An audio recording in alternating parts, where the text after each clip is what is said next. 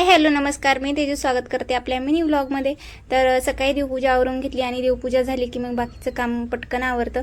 तर धूपदाणी ही मी ऑनलाईन मागवली होती आणि याच्यात मी रोज सकाळ संध्याकाळ कापूर जाळते आणि खूप छान आहे। तुम्हाला पण आवडली असेल तर नक्की परचेस करा। आणि सकाळी सकाळी ब्रेकफास्टमध्ये बिटाचा हलवा बनवला होता, हेल्दी असा आणि खूप छान होतं। तुम्ही पण लॉंग व्हिडिओमध्ये त्याची रेसिपी दिलेली आहे, नक्की चेक करा। त्यानंतर किचनमध्ये मी सिंगोनिया मनी प्लांट लावलं होतं, तर त्याची पण छान ग्रोथ चालू होते।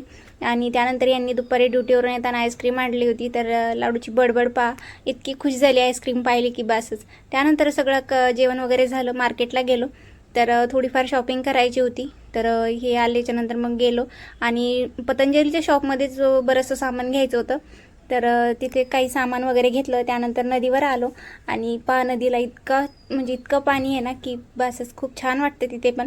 तर पाठीमागे मंदिर खूप मोठं आहे। तर त्यानंतर मग इव्हनिंगच्या वेळेस पालक पकोडे बनवले। तर हे आमचं कार्टून। तर चला बाय।